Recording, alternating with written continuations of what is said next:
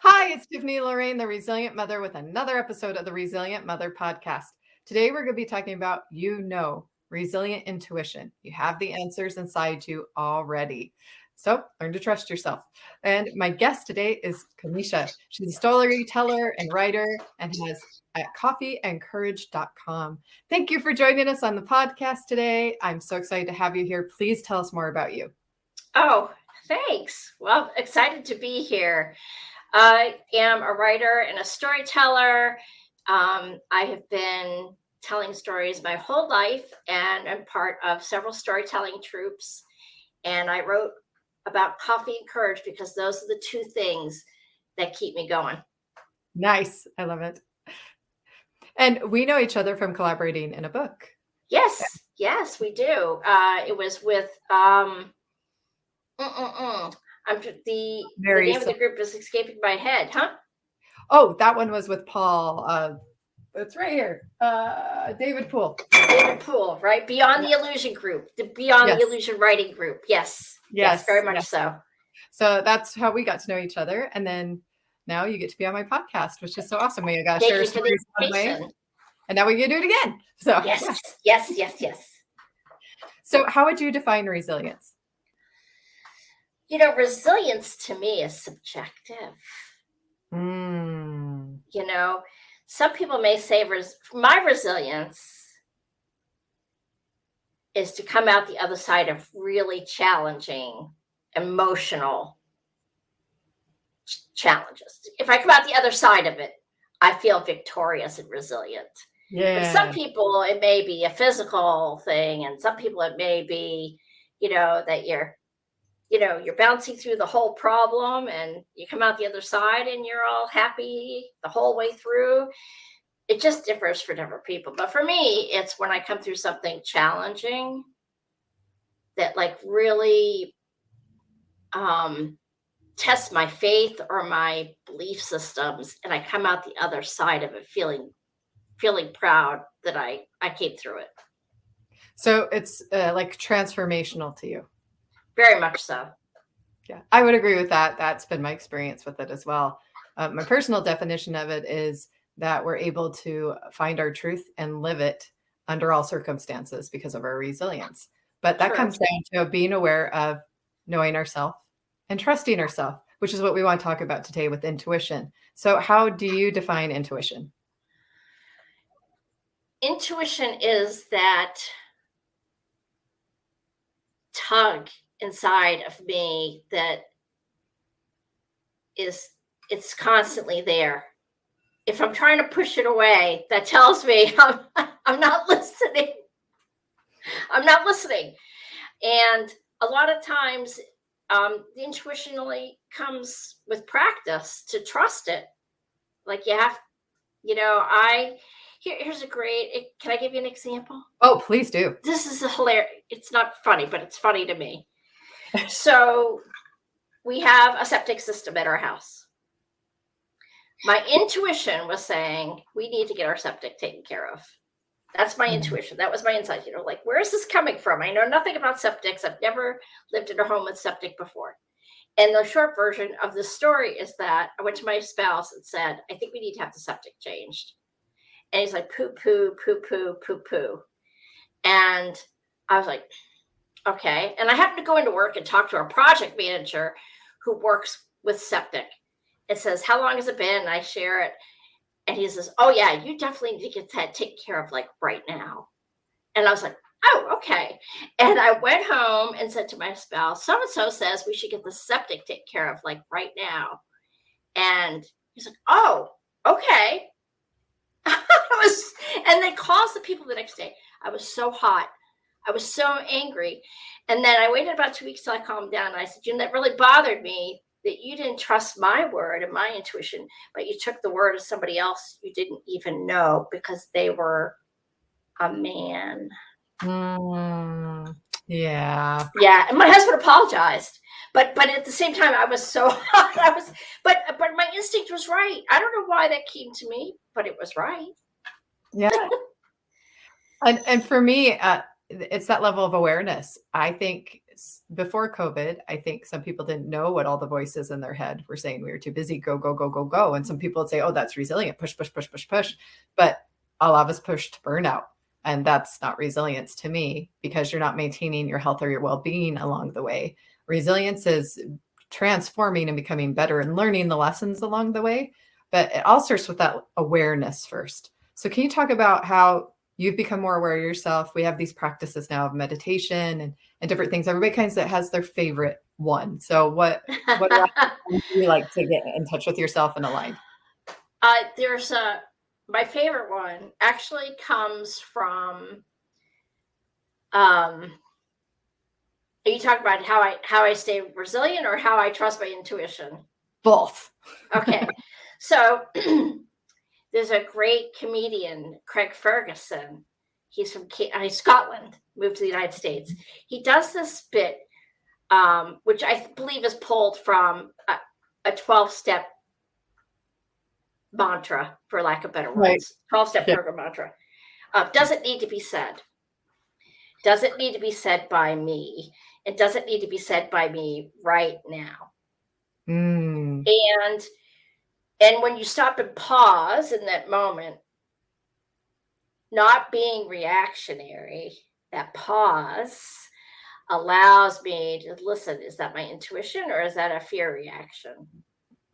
Is it a fear reaction?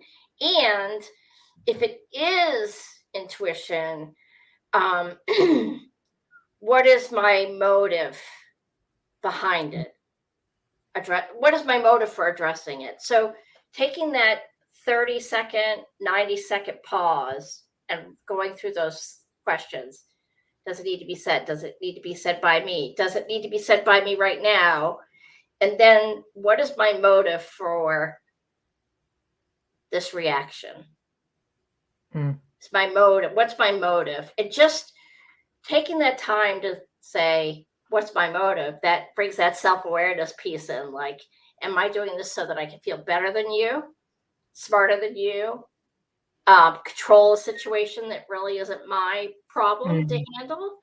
So it's really that practice of, okay, stop, think. Why am I engaging in this? And I just talked about this on a training about how you have to know your core values when you're making decisions. And so some of what you're talking about is this in alignment with my core values of who I am. Is it creating what I want to create? And also you're taking the time to be responsible for what am I about to create? What am I about to do? What could be the consequences of this, instead of just being reactionary? Because when we're not aware, we just react. And because we're wired to be protective, we'll go to that fear motive, or we'll go to a place that may not be the most constructive for the situation. And so it's important to take that time, and those questions are perfect. So thank you for sharing those. Yeah. And it's a little bit colorful bit, but if you got on to his show on YouTube, he has it up there now. The three things, the three questions. Do you do any meditation, or do you do any alignment practices? When I wake up, like, I've grown up in a bubble of protective. How do I protect myself? How to prepare for the next? I used to have like contingency plans A through Z. Like, if this happens, then I'm going to do that. If this happens, I'm going to do that. Right. So very unhealthy, energy draining behavior. If I could start my day, even if I don't join that meditation group, even if I don't join that meditation group, I could go to my daily reflections reading and try to say, what is good about today? And then I bookend it at the end of the night. I do a gratitude list. Yep. So those are my two bookends. Morning is like, what is good about today besides waking up? Yay, I woke up. What? There's going to be coffee involved, and then the end of the day, sometimes just looking at, what did I do right today? What went right for me today? And just savoring that, like spending some time thinking about that. Like, what is really good about what went right today? Yeah, it really helps you see that things are going in the right direction. When we don't have gratitude, we feel like nothing's working out. I did a practice during my divorce that really helped me. I need to get back to doing this again. I've done it a few times, but not consistently. I need a dedicated space for it first. But you take a board, or you take a wall, or you could take a wall in a closet, wherever you have space, and you do Post-it notes or artwork or whatever you'd like to do. But you always put answered prayers on there. You put things that worked out on there, goals that achieved, and you have a visual of all the things. Such a great practice. Yeah, it's really powerful, and that's a good place to medicate and get grounded as well, because you're flowing when you're in alignment. Yeah, it gives you great perspective, right? Because our perspective gets whacked all day. It's like a pinball machine. It's like ping, ping, ping, ping. Like, where am I? And at the end of the day, you're like, oh, okay, that's where I really am. Yes. And we have so many messages coming in, and there's so much comparison and different things like that. Such a poison. It really is. And I find in my coaching, a lot of it is just coming back to, but what's right for you? But what's right? What aligns with you? What is your goal? Not over here, not from the past. What's in this present moment at this time that you do know, and you what you really want, but you've got to trust you that this is where you need to go next. Because if something's calling to you, trust it. Don't be scared of it. If something's calling you to it, that's for a reason. And I think you're so right. And how many of us hold back? Can you think of a time where you followed your intuition resiliently, or you held back, or do you have an example of something like that? Probably a great example is where I'm at right now. I mean, for years, I wanted to be a teacher. And, through a series of not only childhood and parental influences for me, and then the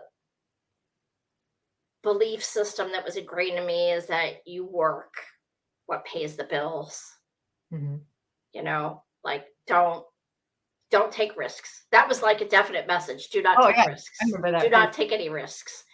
So it came full circle around in the last 6 or 7 years, when I started to mentor and teach some folks in my previous career field as an executive assistant, that was really what I was supposed to do. And it wasn't teaching in a didactic, like, here's a notebook, here's a workbook. It was share your experience and your stories so that people will see that those crazy things that happen in an office happen. All kinds of crazy things happen to people in the workplace, and they don't have to feel alone about it. And that for me was like, once I finally honored that, once I finally recognized it and like really came on board with it, it was like I grew wings or something. I don't know. It changed my heart. It took the heaviness off of me. Like, you knew you were in a I felt like I was just walking through mud and trudge and then all of a sudden, gradually, I wouldn't say all of a sudden, but gradually, but when it really recognized that I was, and what was funny is all the people who are close to my heart would say, we've been trying to tell you this, but you were so in like that place that I must be this way and I must do these things because this is my frame. Right. No path is linear anymore. There's so many different avenues.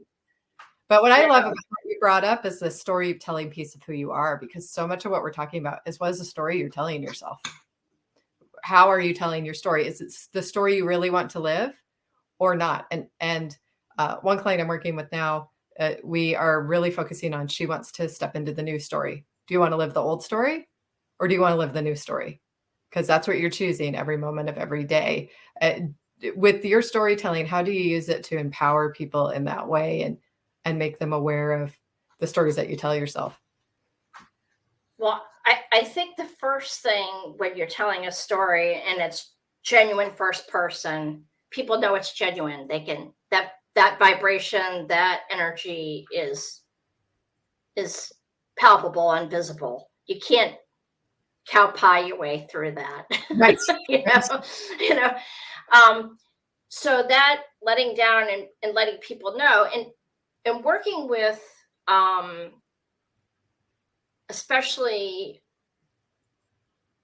women who work in the women, because I've mostly worked with women, not that I haven't worked with any men in the executive assistant field, to let them know that people get fired all the time, no matter how competent they are.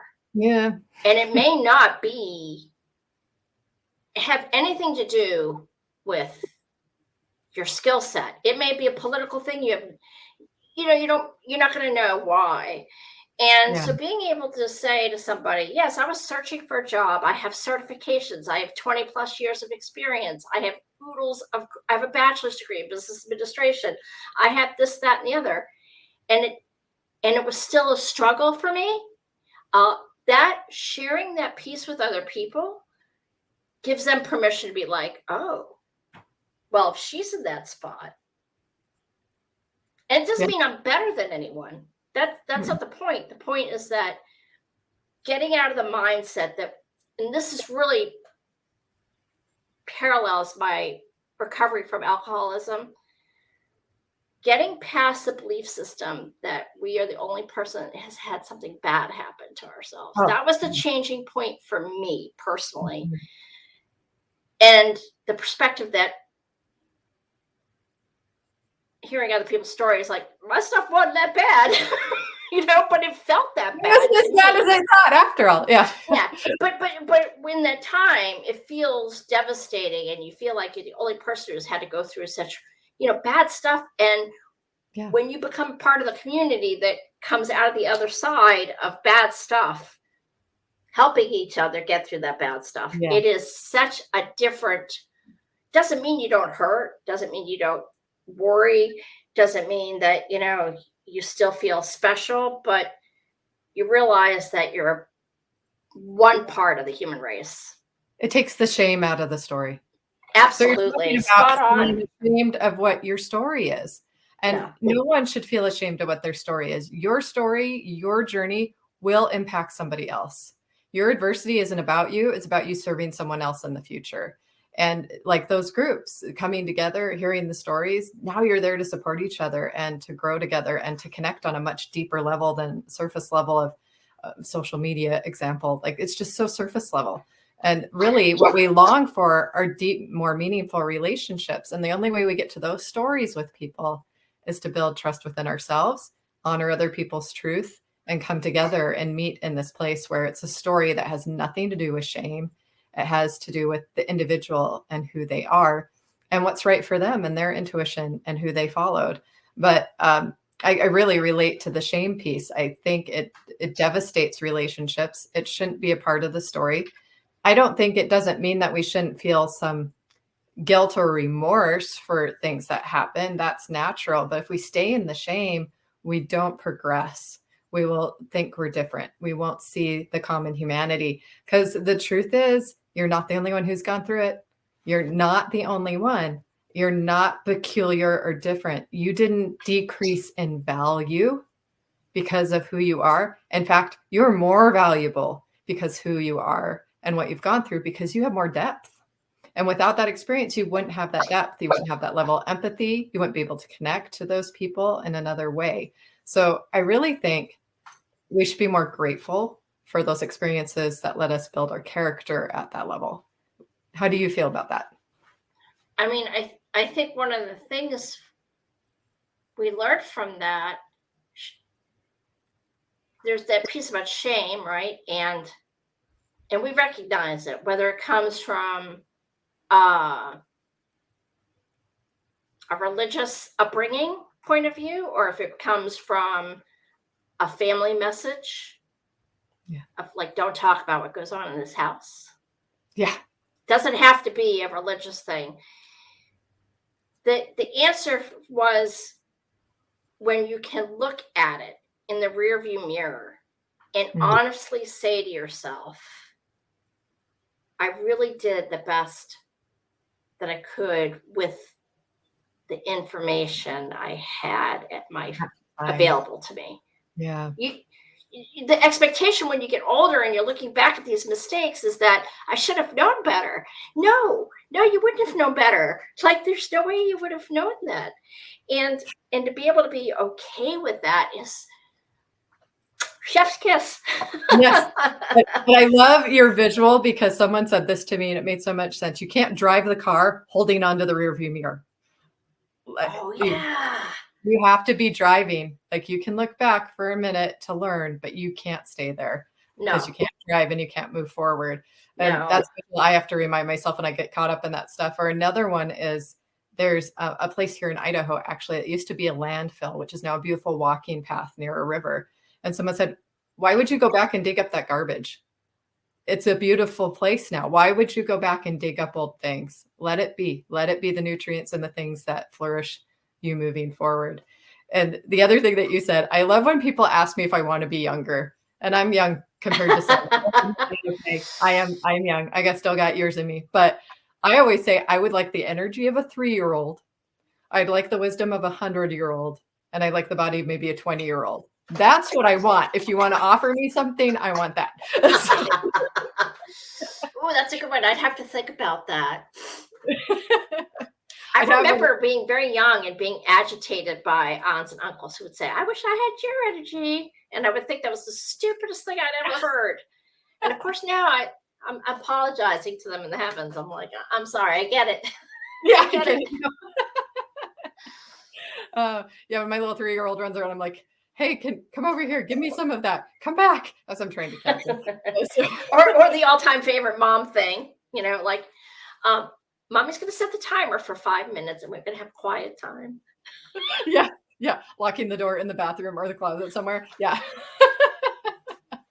But we need those things. We need those things. Absolutely need those things. In tune with myself. I got to make sure I know what I'm doing and I don't lose perspective.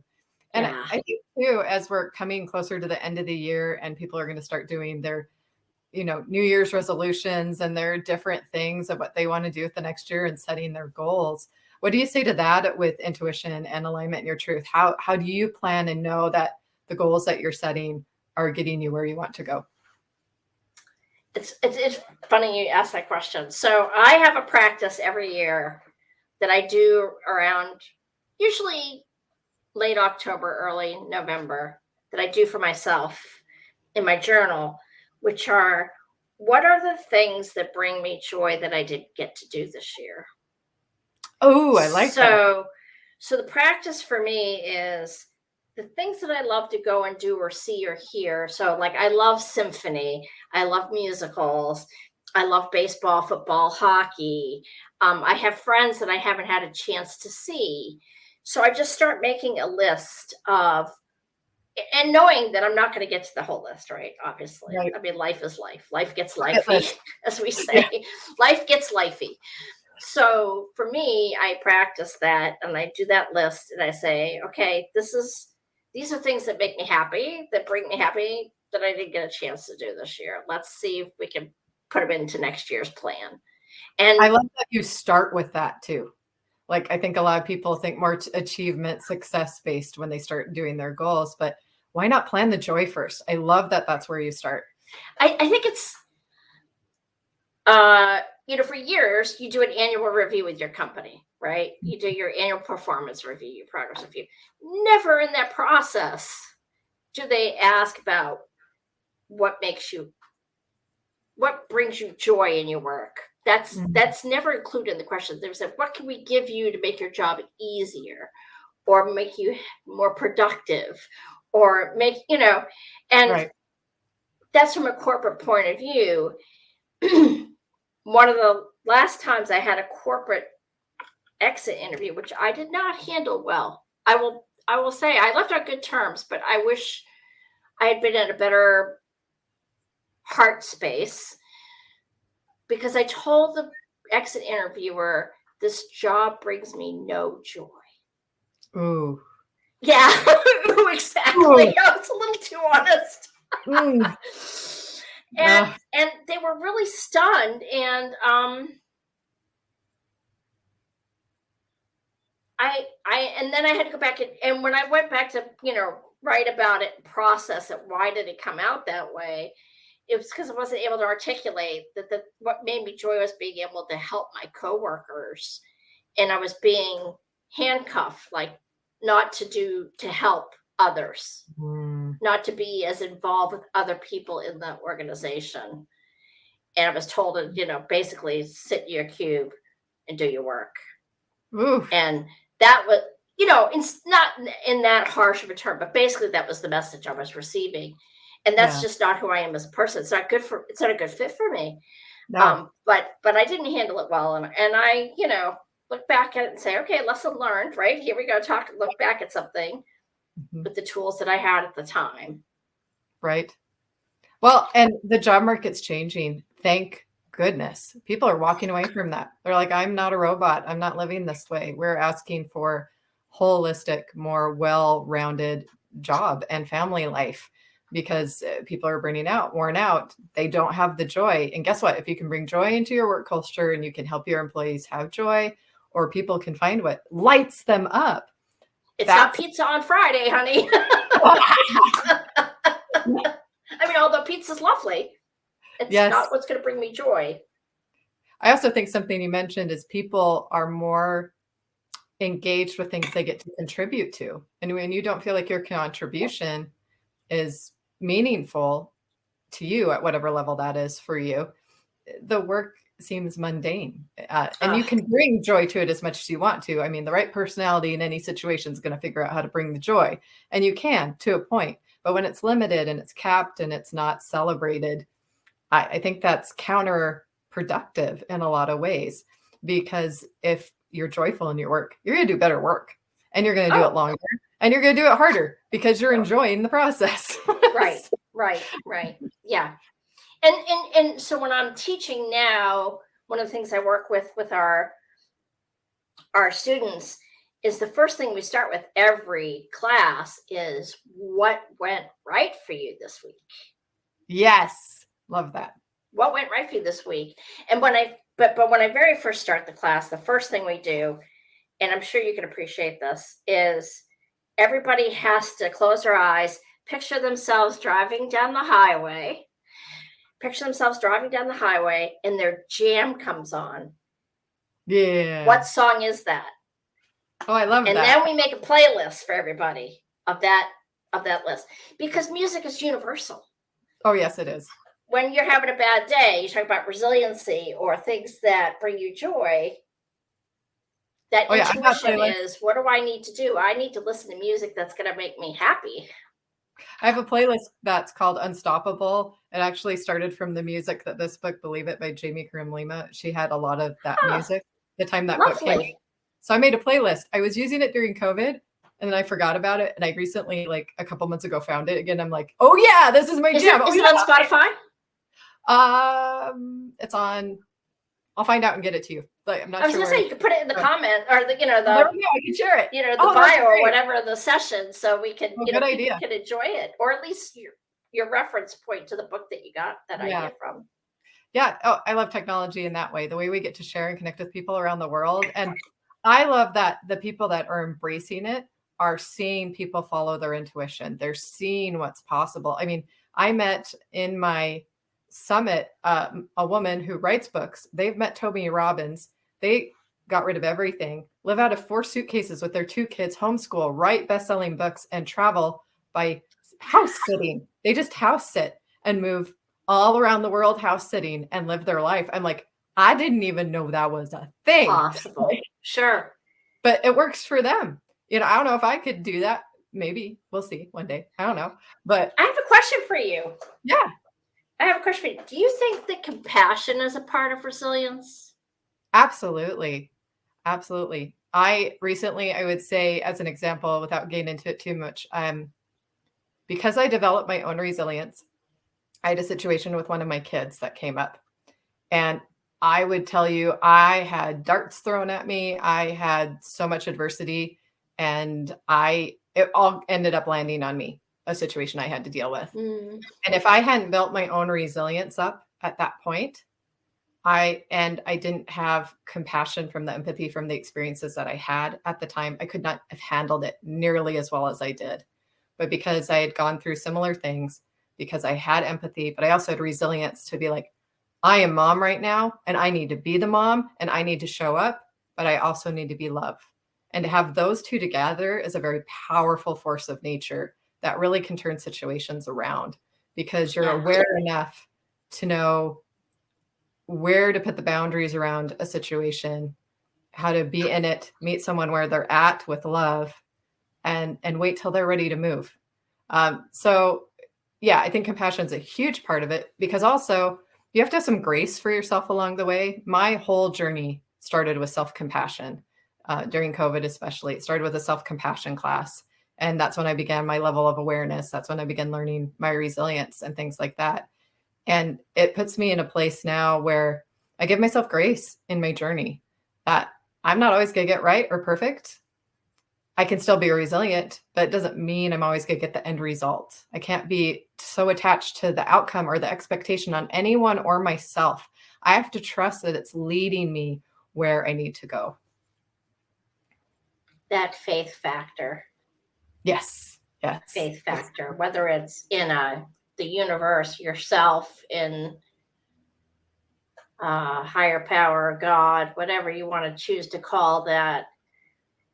I think also that practice of reflection allows us to see what we've already come through. Yes. And that faith says, oh, I've been through some stuff. I'm still here. Yeah. I'm still here. And some of that resilience is me. Some of it is what I believe to be, a different force of energy, but being able to be compassionate was a really hard practice for me to learn, because in deep down as a human being, the first instinct for me is to judge.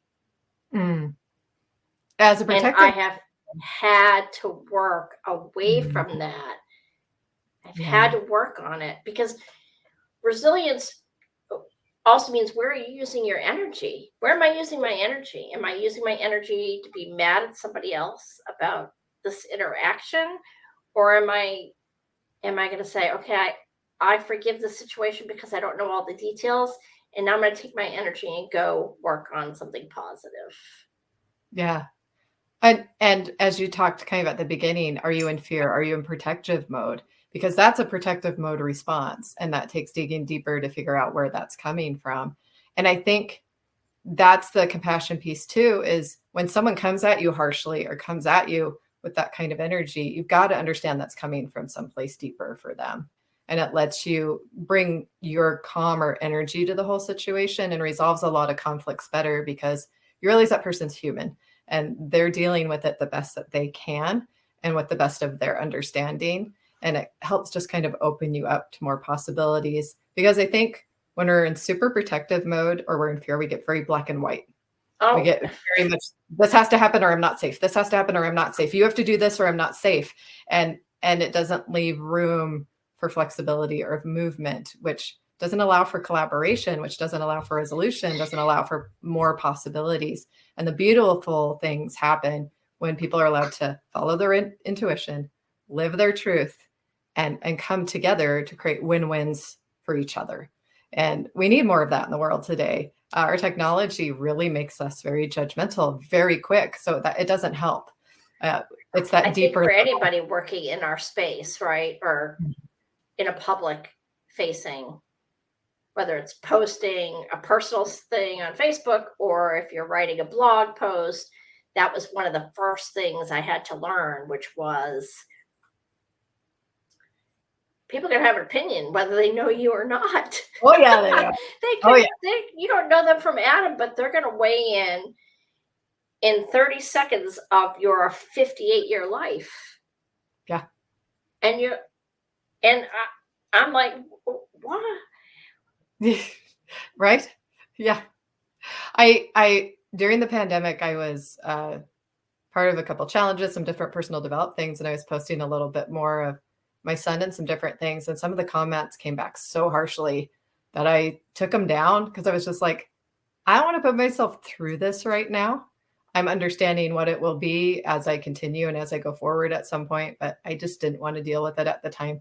And I think now I could deal with it better, but there is that opposition in all things. That's part of resilience too, is just realizing If I'm at a low right now, I'm going to be a high later. If I have someone who has a great opinion of me, there's going to be someone the complete opposite that has the opposite opinion about me. And just accepting that that's part of life. And wouldn't it be boring if we were all vanilla and we all just thought the same way? We all just did the same things. So we kind of have to embrace that spice of life to a point. I mean, you still have spice. I'll call it spice. Spice. That's a good word for it, though. It's very innocuous. Well, and as a storyteller and writer, you know your words, so I will trust you on that one. So. Yeah. Wow. I love this topic. I love that it shows up in different ways for different people, and I like learning from hearing other people's stories about what their resilience means to them. And that's the message of this podcast, especially to mothers, because if mothers are resilient, we'll build the next resilient generation. And in the times that we're in, we really need that for our future. And so I'm so glad you could come today and contribute to that. Thanks. Any last words, and where can people find you if they want to work with you? Oh, thanks. For new moms, if I may, if you feel crazy,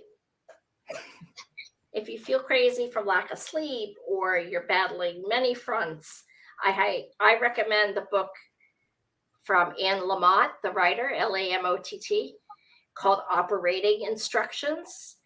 And it's a very honest look at a new mom, brand new mom, single mom, entering motherhood and recovery at the same time. Oh, wow. And it's called Operating Instructions. And it was the first book that I read in postpartum, while I was going through postpartum with our daughter, that made me feel like I wasn't so crazy. So I definitely just wanted to share that. Yes. Information with folks.